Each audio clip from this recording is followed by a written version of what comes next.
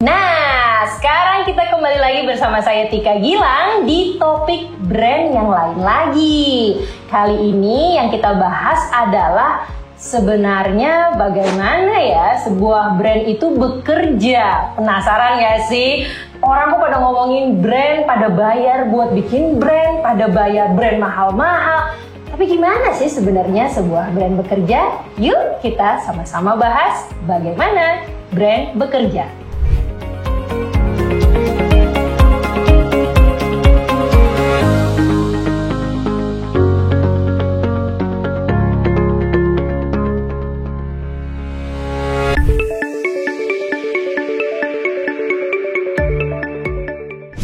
Ini pertanyaan yang bagus banget sebelum kita membahas gimana sebuah brand bekerja.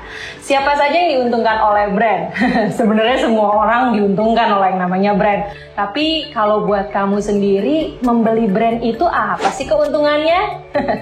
Kalau buat orang-orang ini ada keuntungannya masing-masing. Yang pertama yaitu oleh pihak manajemen, oleh pihak pemasok atau supplier, dan pihak pengambil keputusan.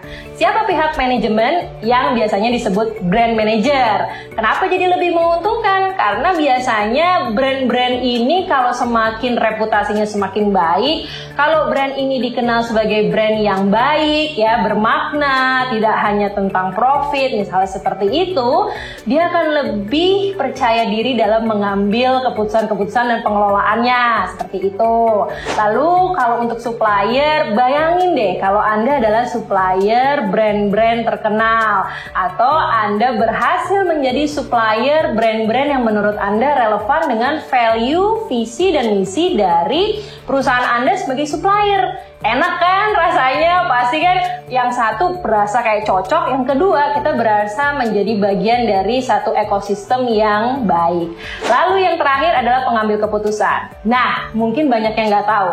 Brand untuk perusahaan-perusahaan besar itu masuk ke dalam annual report atau report keuangan mereka. Jadi Anda bisa lihat tuh di sana, itu bagian dari intangible asset. Para pengambil keputusan itu keputusannya banyak banget yang harus diambil. Sedangkan si brand ini dengan kekuatannya dia bisa membantu para pengambil keputusan mengambil kebijakan-kebijakan yang tidak hanya masalah profit saja, tapi misalnya juga masalah etis, masalah kemanusiaan, masalah hal-hal yang sangat sensitif. Contoh, di era pandemi seperti kemarin, sangat susah bagi perusahaan untuk memutuskan merumahkan karyawannya atau tetap mempekerjakan mereka. Banyak dari mereka yang akhirnya tetap mempertahankan yang namanya karyawan mereka, dan mereka banyak mendapatkan apresiasi. Itulah salah satu hal yang dimanfaatkan oleh yang namanya brand dan memberikan keuntungan kepada tiga pihak itu. Lalu kemudian tidak hanya tiga pihak itu, ada juga yang namanya pendapatan. Pendapatan itu yang diuntungkan ternyata bukan dari perusahaannya, tetapi dari dua pihak yang membantu keadaan finansial sebuah brand, yaitu investor dan juga kreditor.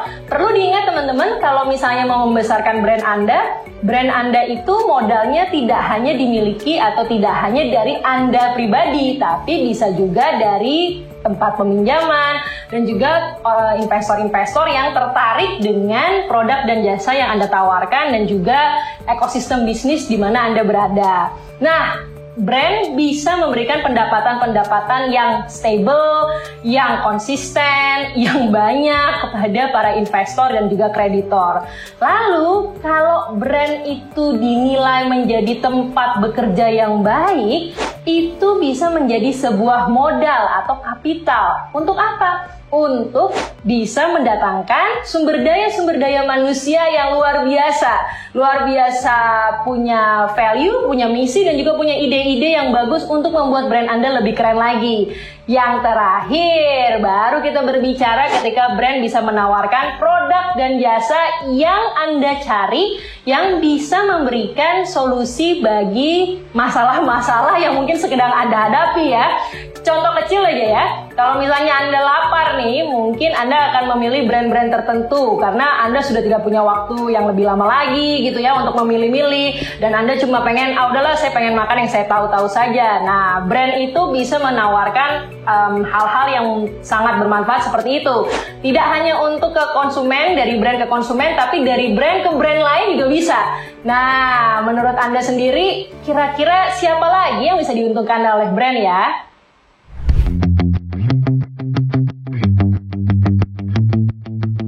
Nah, kali ini nih, coba yuk kita cari tahu gimana brand bekerja. Silahkan bisa dilihat ke bagian berikut ini. Brand itu kalau bekerja, pertama kita harus tahu bahwa ada namanya orang-orang di dalam internal brand atau efek internal dari brand itu. Apa sih efek dari internal dari sebuah brand? Ya tentu apa yang mau Anda tawarkan kepada konsumen Anda. Nah, dari efek internal tadi masuk ke apa saja yang harus brand lakukan. Brand bekerja ketika pemilik brand dan pengelola brand memasukkan efek-efek internal tadi seperti visi, misi, cita-citanya brand, terus juga misalnya tujuan mulianya sebuah brand sampai dengan profitnya mau seperti apa, target-target seperti itu. Nah, mulai nih bekerja dengan melakukan inovasi-inovasi, melakukan penjualan, memperbaiki pelayanan kita, dan juga jangan lupa delivering atau menyampaikan yang namanya produk dan jasa yang kita tawarkan. Nah, biasanya kalau di efek internal itu yang memotivasi dari pengelola atau pemilik brand adalah menekan biaya sekecil-kecilnya. Karena apa? Ingat, semakin kecil biaya, semakin besar profitnya. Ingat ya, rumus-rumusan mendapatkan profit seperti apa. Lalu kita pindah ke efek eksternal. Jadi brand itu tidak hanya dari sisi internal, tapi juga dari efek eksternalnya.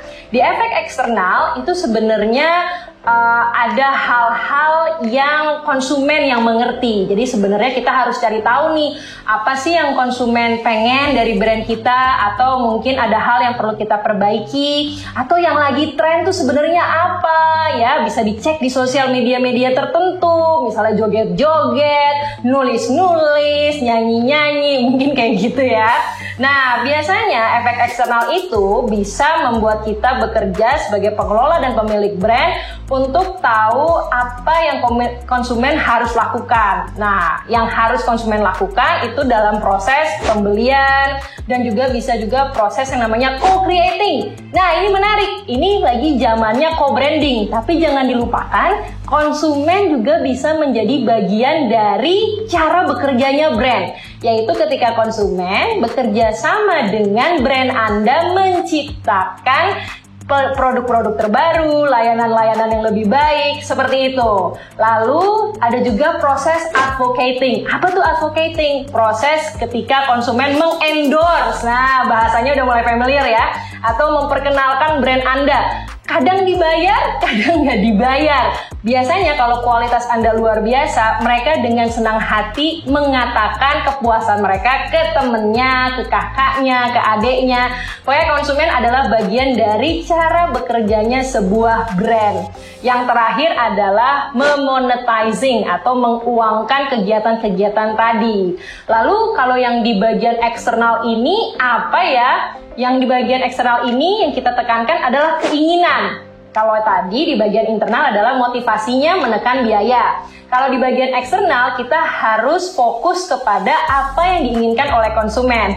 Sehingga keinginan ini kalau di konsumen adalah yang tadi kita jelaskan, tapi di kita itu mau meningkatkan pendapatan atau revenue. Kebayang ya cara bekerjanya brand seperti apa?